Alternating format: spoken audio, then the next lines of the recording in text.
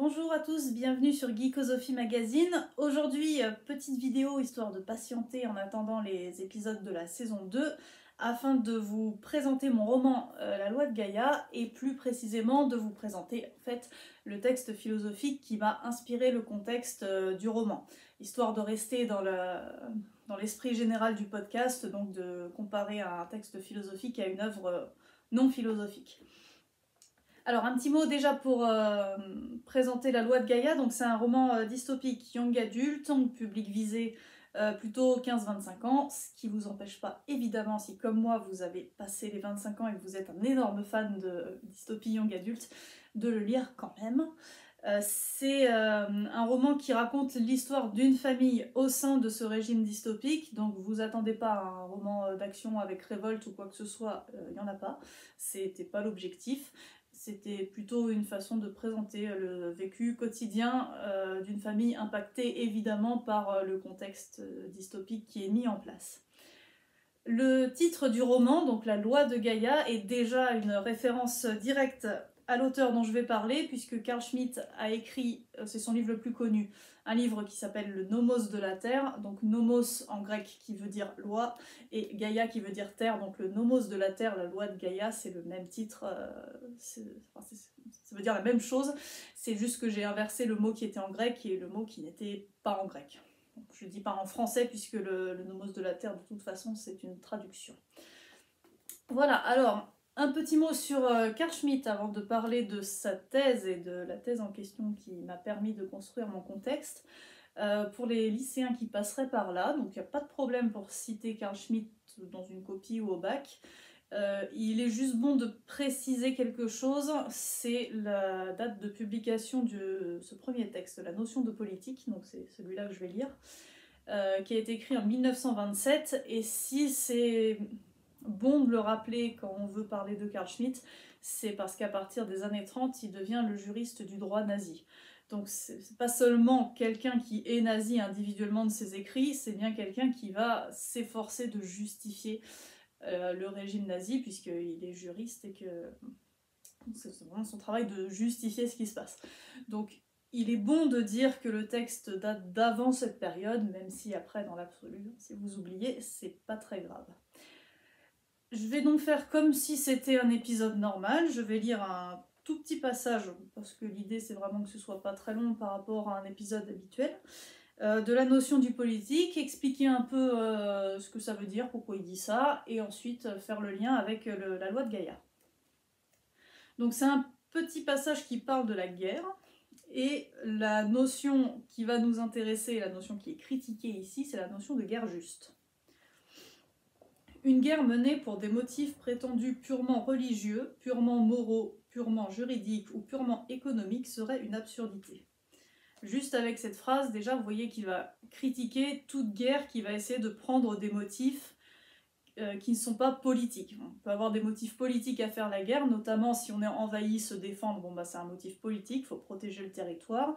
Éventuellement, vouloir étendre son territoire, c'est aussi un motif politique, mais si on fait la guerre pour des motifs religieux, par exemple, là, la guerre devient une absurdité.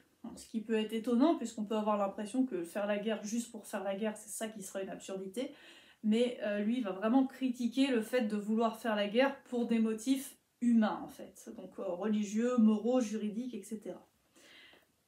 Je lis un deuxième tout petit passage sur la page suivante.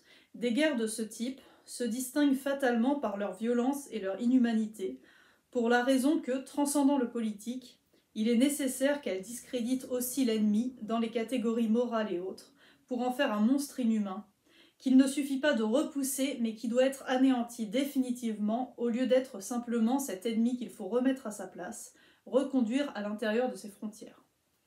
Donc une guerre, qui est faite pour des motifs politiques, c'est une guerre contre un ennemi. Et l'idée d'ennemi, en fait, est une espèce de noblesse, une certaine dignité à être un ennemi. Quand on s'oppose à son ennemi et qu'on arrive à le vaincre, si on obtient de la fierté, c'est justement parce qu'on considère que l'ennemi est quelqu'un de valeureux, quelqu'un qui a une noblesse, et donc ça nous apporte quelque chose d'être meilleur que lui. Ça, c'est le fonctionnement de la guerre telle qu'elle devrait se passer. Bon, et après il dit pas qu'il faut faire la guerre, c'est pas son idée, il dit juste que bon, ça fait partie du jeu de la politique. On fait de la politique, il y aura des guerres, c'est un peu un mal nécessaire. Mais il faut vraiment que la guerre reste dans ce domaine politique. Parce que le problème, c'est que quand on essaie de justifier la guerre en lui donnant des motifs moraux, ce qui va se passer, c'est que la guerre va devenir totalement barbare et inhumaine. Et plus on essaie de se donner des bonnes raisons de faire la guerre, plus on va être barbare dans l'exercice concret de cette guerre. Pourquoi? Donc il l'explique dans le deuxième passage que j'ai lu, parce que bon, si vous faites la guerre contre votre ennemi, il y a une dignité à être l'ennemi, il y a une certaine forme de noblesse, mais si vous faites la guerre au nom du bien, par exemple, ça sous-entend que vous êtes le bien. Vous faites la guerre parce que vous incarnez le bien moral, donc par déduction, l'ennemi, enfin c'est plus un ennemi, c'est le mal, c'est celui qu'il faut détruire.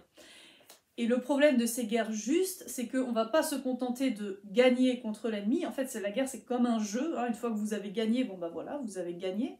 Quand on fait une guerre et qu'on a l'impression d'être dans notre bon droit, en fait, d'être le bien moral, on ne va pas se contenter de gagner, on va vouloir anéantir l'ennemi.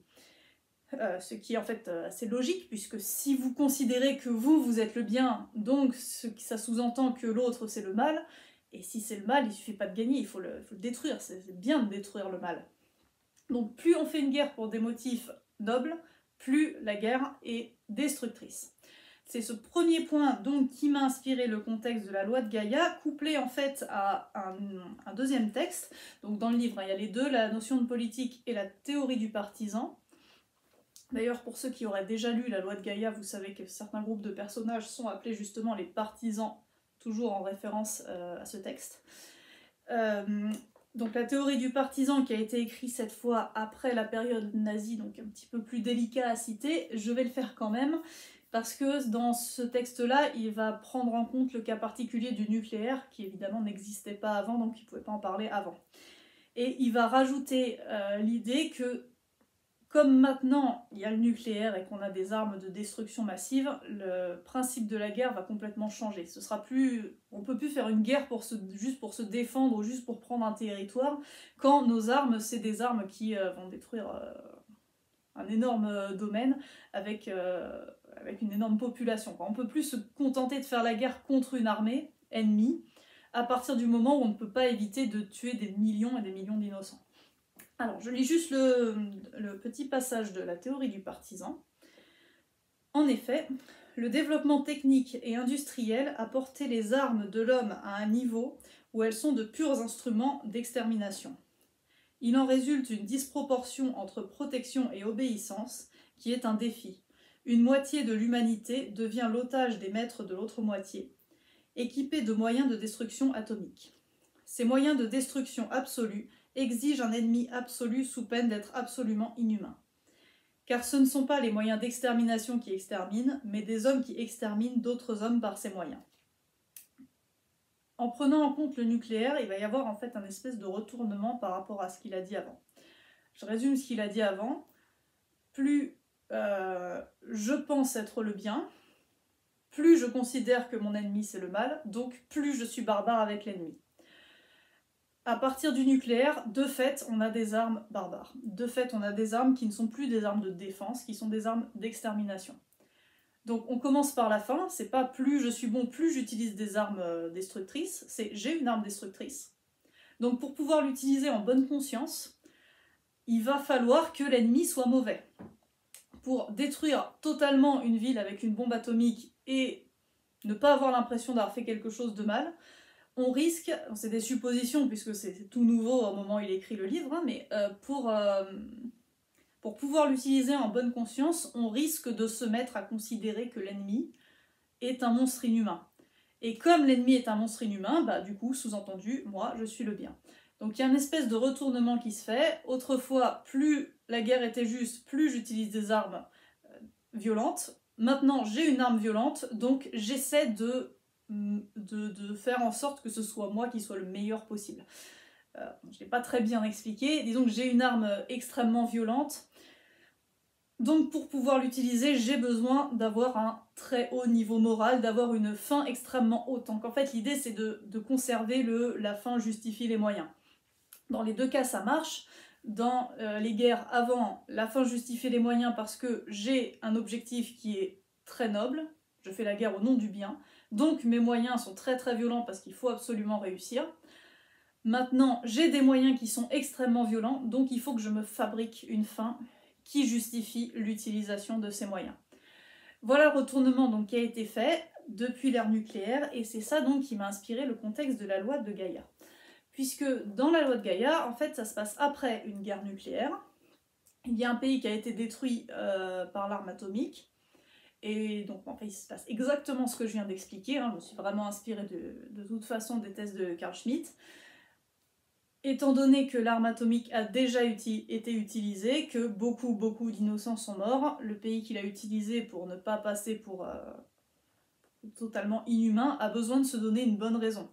Donc il va dire, mais en fait, les gens qui habitaient dans ce pays, c'est tous des monstres inhumains, donc en fait, ce qu'on a fait, c'est mieux pour l'humanité.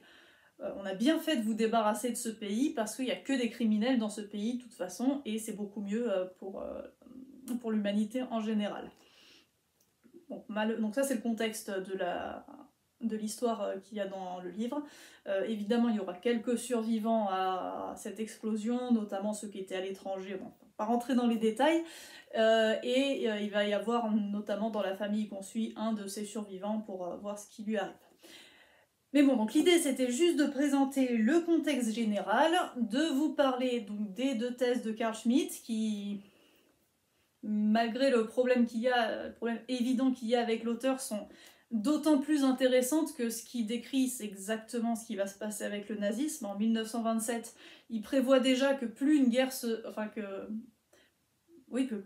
donne des motifs nobles, plus elle va être destructrice. Les nazis avaient un motif extrêmement noble qui était d'améliorer la race humaine, et du coup les actes qui ont suivi ont été absolument abominables, parce qu'ils étaient à la hauteur du rôle moral que se donnait le dirigeant à ce moment-là. Voilà, donc merci d'avoir écouté cette vidéo. J'en ferai pas souvent, mais c'était quand même bien de pouvoir présenter le livre, de pouvoir présenter la thèse, etc. Je vous mets tous les liens nécessaires en description, et si vous voulez en savoir plus donc, sur mes écrits, je vais vous mettre aussi en description un lien vers une interview que j'ai fait sur une autre chaîne. Ça permettra de faire un peu de pub aussi pour l'autre chaîne. Merci beaucoup d'avoir regardé, et à bientôt pour la saison 2.